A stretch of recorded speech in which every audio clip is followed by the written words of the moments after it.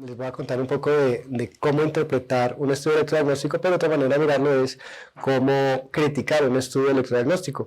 Muchos de los que nos acompañan realizan estudios, pero también hay otras personas que únicamente los leen o los revisan. Entonces, quiero que para ambos de pronto se lleven un pequeño concepto. ¿Es con este? No pasa. Listo. Bueno, entonces esto es lo que usualmente les llega a los clínicos cuando tienen un estudio y han pedido alguna diagnóstica.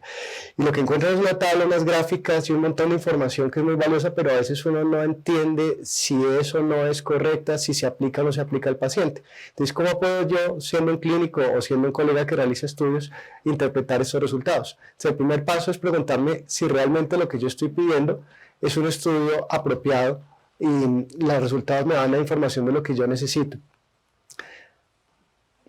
Entonces, hay varias modalidades de diagnóstico, no me voy a detener mucho, pero sí les voy a contar un poco que la que más utilizamos con mayor frecuencia es la neuroconducción. La neuroconducción hace una estimulación del nervio y registramos la respuesta, bien sea motora o sensitiva. Y en este estudio lo que vamos a medir son varias cosas. Vamos a medir la amplitud, que es el tamaño de la respuesta, vamos a medir la velocidad de conducción, sea motora o sea sensitiva, y vamos a medir las latencias, cuánto tiempo hay desde que ustedes hacen el estímulo hasta que ustedes ven una respuesta. En el estudio de neuroconducción básicamente vamos a tener varias posibilidades, que esté normal o que esté anormal. En caso de que esté anormal, puede estar afectada la parte interna del nervio, que es el axón. En ese caso lo que se van a ver son las amplitudes muy reducidas, como en el caso de la izquierda, que dice una neuroconducción del tibial, donde ven que las amplitudes están muy chiquiticas, los potenciales son chiquitos. O puede haber una afectación de la cobertura del nervio. Esa afectación puede ser una afectación segmentaria, es decir, por algunos pedazos aislados del nervio, que es el que está en la mitad, que dice cubital. Ustedes ven que los estímulos arriba son los estímulos más distales hacia el nivel de la muñeca y abajo es más proximal hacia el nivel de la axila. Y ustedes van viendo cómo el potencial se va volviendo cada vez más pequeño, cada vez más grande la duración. Eso es una afectación segmentaria, es típica de las enfermedades inflamatorias adquiridas, como el Guillain-Barré. Y a mano derecha tenemos en el cubital que dice izquierdo una desmielinización de tipo uniforme, donde todas las velocidades de todos los segmentos están lentas y donde todas las latencias están prolongadas. Esto es típico de enfermedades hereditarias como el Charcot-Marie-Tooth. La otra modalidad que utilizamos frecuentemente son las respuestas tardías. Esto es cuando queremos evaluar si existe o no existe alteración proximal en el nervio o de pronto incluso hasta la raíz. Tenemos las ondas Fs que se pueden hacer en muchos de los nervios motores, pero usualmente los hacemos en el cubital, en el mediano y en el tibial. Y tenemos el reflejo H, que en adultos sanos usualmente solamente se evoca en miembros inferiores. Y el reflejo H tiene el mismo valor y la misma interpretación que el reflejo aquiliano. Entonces, todas las cosas que afecten el reflejo aquiliano también van a afectar el reflejo H. Y si queremos saber cómo está la función proximal, debemos solicitar respuestas tardías. La otra modalidad que utilizamos es la electromiografía. La electromiografía miramos cómo está la actividad eléctrica muscular. En condiciones normales, el músculo cuando está en reposo no debe tener actividad eléctrica. Cualquier actividad eléctrica que se presente en reposo es anormal. Y miramos qué ocurre en el músculo al realizar distintas actividades, como es un poco de contracción, contracción submáxima, o toda la contracción máxima. La electromiografía nos va a dar información sobre la fibra muscular, pero también a nivel proximal, y va a complementar lo que encontramos en la neuropatía. Es decir, si tenemos, por ejemplo, una neuropatía severa, podemos tener una afectación también en la electromiografía y nos puede dar la temporalidad, nos puede decir qué tanto tiempo lleva de evolución la condición. También nos puede decir si hay procesos de reinervación.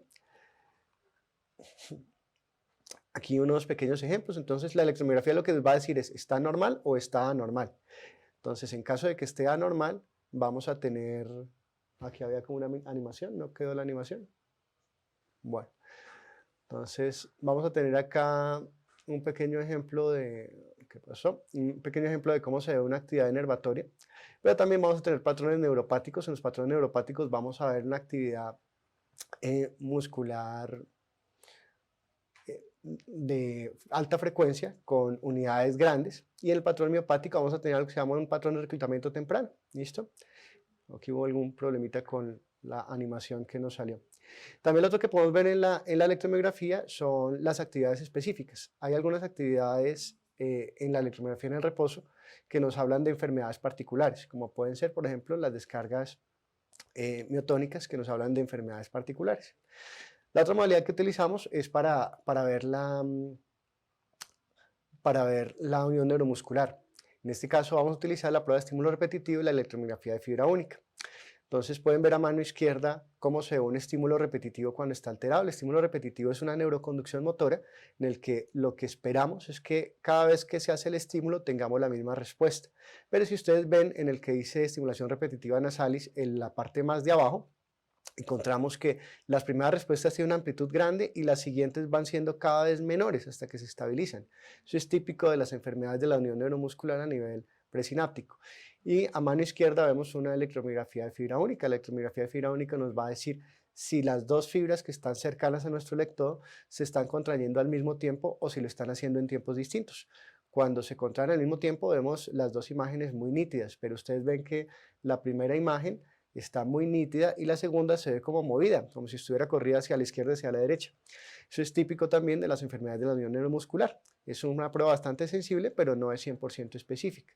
Y si queremos buscar una enfermedad de la unión neuromuscular, esta sería la prueba que deberíamos solicitar. Otras pruebas que realizamos son los potenciales evocados somatosensoriales. En este caso hacemos un estímulo periférico, sea en el nervio, usualmente en el mediano y en el tibial, y tenemos distintos puntos de registro. Y a medida que esa ráfaga del nervio pasa por estos puntos, genera un potencial que podemos registrar. Los potenciales que están más cercanos al sitio del estímulo pues van a tener una latencia más corta y los que están más lejanos van a tener una latencia más tardía. Entonces podemos ver cómo están las respuestas a nivel periférico, cómo están a nivel, en este caso puede ser a nivel del punto de ERP, a nivel cervical y a nivel cortical, en el caso del estímulo del nervio mediano. O en el caso del estímulo del nervio tibial, cómo están a nivel lumbar y cómo están a nivel cortical. Esto nos va a hablar sobre todo de la vía sensitiva profunda, de las raíces, pero también de los cordones posteriores y obviamente pues también de la corteza. Entonces, si necesitamos un paciente que tenga una mielopatía, el estudio apropiado sería este. Esta es la respuesta que nosotros vemos. Entonces, eso que dice N20, N es negativo, entonces N va para arriba, 20 es 20 milisegundos, usualmente se presenta a los 20 milisegundos esta respuesta. Y esto es como se ven normalmente los potenciales. Y si queremos ver cómo están los cordones, cómo está la vía sensitiva profunda, este sería el estudio que deberíamos solicitar. Los potenciales evocados visuales son algo similar, pero con la vía visual, obviamente. Entonces aquí lo que vamos a ver es si existe o no existe una respuesta reproducible. Nos va a hablar de cómo está desde propiamente el globo ocular y el nervio óptico, las radiaciones hasta la corteza visual. Los potenciales auditivos son similares, el estímulo se hace con unos audífonos, usualmente a una intensidad alta, como pueden ser 90 decibeles, y vemos también unas ondas que ustedes las ven marcadas de 1 al 5. Lo mismo, las ondas entre más corta la latencia, quiere decir que es más periférico. Entonces, por ejemplo, la onda 1 es a nivel del nervio auditivo. Usualmente la que más nos interesa es la onda 5. La onda 5 tiene que ver con el colículo inferior y su integridad nos habla de cómo está a nivel del mesencéfalo. Entonces, esta prueba que está aquí en pantalla se llama una prueba de umbrales auditivos. Nos permite saber cómo está, no solamente si escucha o no escucha, sino hasta qué punto puede seguir escuchando. En este caso está escuchando hasta 30 decibeles, lo que está bastante bien. Entonces, si queremos mirar cómo está la función, bien sea de la vía auditiva o queremos tener una información sobre el tallo, este sería como la prueba que deberíamos solicitar. El segundo paso es si estos resultados explican o no explican la duda diagnóstica. Y les voy a dejar esta tablita y les voy a poner dos escenarios para que ustedes piensen si explica o no explica la duda del colega. Entonces, esta es una electromiografía y solamente en esta electromiografía se hicieron estos 4 músculos. Se hicieron los 2 braquiorradiales y los 2 tibiales anteriores. Este es un paciente de 56 años que tiene diabetes mellitus, tiene una polineuropatía axonal desde hace 10 años que fue diagnosticada y tiene un estudio hace 2 meses. Ahorita se encuentra hospitalizada por una infección de vías urinarias y quieren saber cómo está. Entonces la neuroconducción muestra una polineuropatía axonal y esta fue la electromiografía que se realizó. Encontraron un poquito de reducción de reclutamiento en tibial anterior que pues es compatible con un patrón neuropático relacionado con su polineuropatía. ¿Dirían ustedes que este es un estudio suficiente? Pues creería yo, adelantándome a su respuesta, que de pronto sí sea suficiente. Realmente queremos ver un seguimiento y pues no queremos hacer una electromiografía de 20 o 30 músculos. Pero yo les pongo que este mismo estudio lo hacen en un paciente de 60 años que tiene 3 meses de disfagia y disnea progresiva, con fasciculaciones y con pie caído.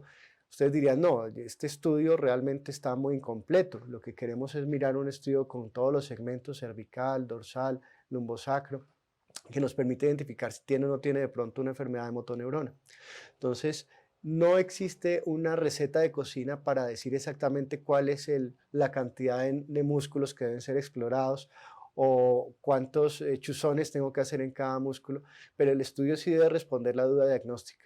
¿Cómo pueden ayudar al que está realizando el estudio? Tienen que poner en la solicitud qué es lo que están pensando. Y si yo pienso que este paciente tiene, por ejemplo, una enfermedad de motoneurona, debería yo ponerlo en las observaciones. Pienso que este paciente tiene una enfermedad de motoneurona, quisiera realizar un estudio un poco más completo. Y en ese caso sería necesario realizar un estudio de los segmentos cervical, dorsal, lumbosacro. Entonces, miren que el mismo estudio con dos pacientes distintos tiene utilidades completamente diferentes, interpretaciones distintas. Lo mismo, aquí les voy a poner dos pacientes. Les digamos, el paciente, el que está al cuadro a mano izquierda, donde dice cubital derecho y solamente hay dos potenciales, es una mujer de 45 años, tenista, y desde hace unos 2 meses nota parestesias en el dedo 4 y 5, sobre todo cuando está con el codo flejado. Y la sospecha diagnóstica es una compresión del nervio cubital a través del codo. Entonces, si ustedes se dan cuenta, solamente tiene 2 sitios de estimulación. Tiene una estimulación distal y una estimulación proximal. Este es un estudio que estaría incompleto para esa persona. ¿Por qué? Porque necesitamos mirar cómo está exactamente la conducción a través del codo. Entonces, no sería suficiente únicamente el estudio como está a la mano izquierda. Si fuera otro paciente, un paciente con sospecha de una semana de debilidad progresiva, una paraparesia ascendente, después de haber tenido un cuadro de diarrea, la sospecha es un Guillain-Barré, hiciéramos el estudio únicamente que está a la izquierda, también estaría incompleto. Y si estamos sospechando una condición desmielinizante adquirida, como puede ser un Guillain-Barré, es necesario realizar un estudio segmentario. Entonces, la respuesta a la pregunta del título de si los resultados resuelven la diagnóstica viene de la mano de eso, de si se realizó lo que estaba yo buscando. Siempre tenemos dos dudas, la duda del colega y la duda del que está haciendo el estudio, que pueden o no ser la misma, y ambas tienen que dar resueltas. Si no es así, es un estudio que está incompleto y su interpretación se verá limitada. A mano derecha está nuevamente el ejemplo del Guillain-Barré. Entonces fíjense que si únicamente le hago arriba y abajo del codo, no es tan evidente el cambio, pero si ya le hago arriba del codo y en la axila, claramente vemos la dispersión temporal típica del síndrome de Guillain-Barré. Entonces el estudio debe ser completo según pues, la clínica del paciente. No a todos los pacientes hay que hacerles un estudio de 2 o 3 horas. Me pasa acá. ¿Listo? Lo tercero es si la explicación que ustedes reciben en el reporte les da cuenta de localización, severidad y tiempo de evolución. Siempre partimos y recordamos, no nos cansamos de recordar que los estudios de electrodiagnóstico son extensiones del examen físico y como tal deben ayudar a localizar tanto en el sitio anatómico como en la temporalidad y dar una clasificación de severidad. Si eso no ocurre, el estudio está incompleto. Entonces, por ejemplo, les llega este paciente con parestesias en los primeros 3 dedos de la mano, ustedes lo envían a un estudio y les llega el reporte, y el reporte es la primera frase que está en la diapositiva. Estudio positivo para el síndrome del túnel del carpo. ¿Qué tanto les cambia a ustedes su práctica clínica esa frase? Pues realmente poco, confirma lo que ustedes ya seguramente tenían claro con el estudio, y con el examen físico y con el interrogatorio del paciente. En cambio, miren la segunda frase. Esta no es que sea la frase perfecta, pues la puse aquí porque así es como yo escribo, pero se puede poner en otro orden, con otras palabras, con otros conectores, seguramente mucho más bonita, pero lo importante es que tenga la información completa. Entonces, les dice si está afectado un nervio o muchos nervios. Les dice si está afectado desde hace mucho o desde hace poco. Y les dice en qué grado de afectación está dado ese compromiso. Y ese grado de afectación, pues ojalá siempre se dé en el contexto de unas normas internacionales para que todos hablemos como el mismo idioma y todos podamos hacer comparaciones de nuestros mismos pacientes. Entonces, si ustedes comparan la primera y la segunda frase, pues la segunda frase les da mucha mayor información al clínico y de pronto le ayuda a tomar una decisión que sea la mejor para el paciente. Este está un poquito grande, pero quería mostrarles dos cositas. Muchos números, pero fíjense en las que dice latencia pico. No les he hablado como de valores de normalidad porque los valores de normalidad pueden variar de un laboratorio a otro. Entonces cada laboratorio puede tener algo de diferencia en valores de normalidad y pues este no es el momento para que se aprendan todos los valores de referencia. Pero para darles una idea, nosotros en las manos, en este laboratorio, usualmente cuando está arriba de 3.5 la latencia decimos que está prolongada. Una latencia sensitiva prolongada es lo mismo que decir que la velocidad de conducción del nervio está lenta. Y si ustedes se dan cuenta, en el nervio mediano, en el nervio cubital y en el nervio radial, en todos está la latencia prolongada, es decir, todos los nervios están igualmente lentos. Entonces aquí tenemos dos posibilidades. Una posibilidad es que, como ya dijimos, esté afectada la cobertura de los nervios, está afectada la mielina, y eso sea la causa de estas lentificaciones. Eso nos diría que el paciente puede tener una polineuropatía hereditaria, por ejemplo. Pero otra posibilidad es lo que ustedes ven a mano derecha, donde dice temperatura. Ustedes se fijan que la temperatura de este paciente al momento del examen estaba bastante baja, estaba en 22 grados centígrados, cuando usualmente está uno como en 30 grados en temperatura distal. Esos hallazgos van aunados a que las amplitudes en un paciente mayor, ustedes las ven que están bastante buenas, como 62 de amplitud cuando lo normal es como arriba de 10. Entonces vemos amplitudes grandes con velocidades lentas. Eso es típico de cambios de temperatura. Entonces hay que tener cuidado si de pronto lo que estamos viendo en el estudio no es una afectación del nervio, sino existe un factor técnico y en este caso pues esta es la más común, que es el frío. Entonces si ustedes ven una neuropatía mielínica y no les cuadra clínicamente, sería bueno preguntarse si de pronto este paciente no tuvo algún cambio, en este caso frío, que le explique los hallazgos, y pues obviamente es completamente diferente el estudio de un paciente con una polineuropatía desmielinizante a un paciente únicamente que está frío.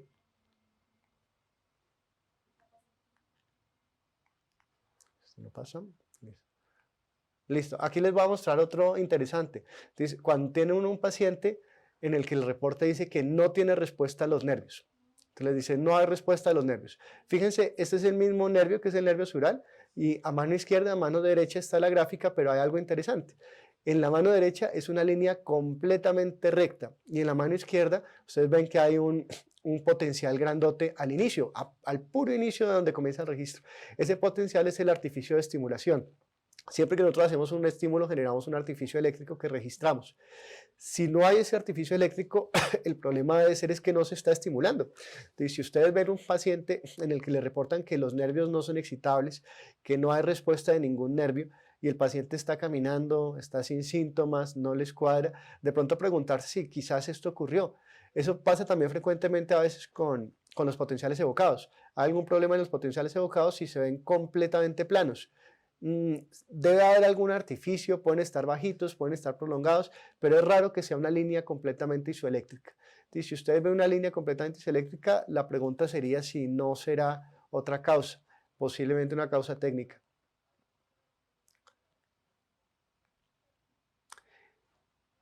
Y aquí tenemos otro interesante. Entonces un señor con un poquito de debilidad distal en el pie y nos dicen que tiene como una neuropatía del nervio peronero.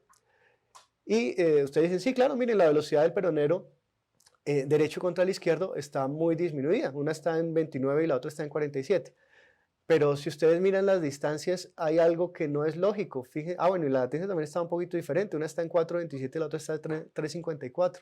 Pero fíjense que la distancia del derecho entre el estímulo y el registro son 180 milímetros y en el izquierdo son 280.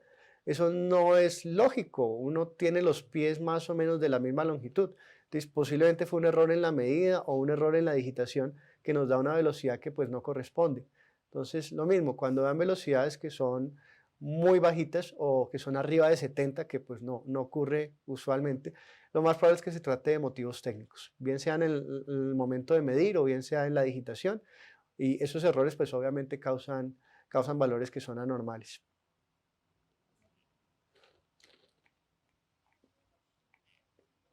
¿No? Y por último, pero pues no menos importante, el último paso que nunca se nos debe olvidar es el contacto estrecho con los colegas. Una manera de ver el estudio de electrodiagnóstico es verlo como si fuera una mini interconsulta. La persona que nos envía el paciente tiene una duda y nosotros debemos resolver esa duda, pero a veces no tenemos toda la información. Entonces a veces es bueno contactar a los tratantes para interpretar de manera correcta el estudio. Una de las cosas que mayor frecuencia tenemos a veces dificultades es cuando reportan neuropatías motoras. Las neuropatías motoras existen obviamente, pero no son las más frecuentes. Cuando uno tiene un paciente en el que todas las amplitudes están bajas, la pregunta, claro, debe ser si no será porque el paciente está con hipotrofia. Si tengo un paciente, por ejemplo, una mujer joven con anorexia y todas las amplitudes están bajas en las motoras, todas las sensitividades están normales, todas las velocidades están normales, es posible que lo que yo esté viendo sea únicamente porque pues está hipotrófico el músculo. Como yo estoy registrando la respuesta eléctrica del músculo después de la estimulación, si tengo poco músculo, pues habrá poca respuesta. ¿Eso cómo lo podemos evitar esos errores? Pues teniendo primero un examen con el paciente. La idea es que acompañemos al paciente durante el estudio. Estos estudios, por lo menos la parte técnica de realizar las neuroconducciones las puede hacer un técnico, pero la parte de electromiografía siempre tiene que ser con el médico y debería acompañarlos durante el estudio. ¿Por qué? Porque necesitamos examinarlo. Si no examinamos el paciente, si no lo revisamos, vamos a tener de pronto dificultades. La otra es información clínica adicional. A veces los pacientes llegan y dicen, no, yo no tengo ninguna enfermedad, no tomo ningún medicamento, pero cuando llamamos al colega, encontramos que sí, que el paciente no, sí tiene diabetes hace 30 años y realmente toma 4 medicaciones, pero también tiene algo de deterioro de memoria y por eso no lo recuerda. Entonces, toda esa información clínica adicional nos va a ser muy útil para la interpretación correcta del estudio. Por último, no todos los estudios son fáciles. A veces, aunque hacemos el mejor estudio con las mejores condiciones técnicas, con una persona correctamente entrenada, no somos capaces de llegar a un diagnóstico. ¿Por qué? Porque un mismo resultado puede tener distintas interpretaciones. En ese caso puede ser necesario tener un estudio de seguimiento o tener nuevamente un control con otra modalidad diagnóstica. Entonces nosotros hacemos sugerencias con cariño y con respeto en los reportes de qué creemos que puede ayudar a este paciente. Entonces podemos decirle, sugerimos realizar un estudio de control en 6 meses o quisiéramos de pronto hacer un estudio complementario con potenciales evocados. Y obviamente pues la función del médico tratante será, una vez que resuelva con la clínica y con toda la información para clínica adicional que tiene, si corresponde realizar esos estudios adicionales o no. Siempre tener una línea abierta de contacto con los colegas es lo que nos diferencia. ¿Listo? Bueno, entonces cualquier cosa que tengan de preguntas, por favor me contactan. Ahorita creo que vamos a tener una sesión pequeña de preguntas, o si no, creo que la mayoría me conoce. Con mucho gusto estoy para resolver cualquier duda. Muchas gracias.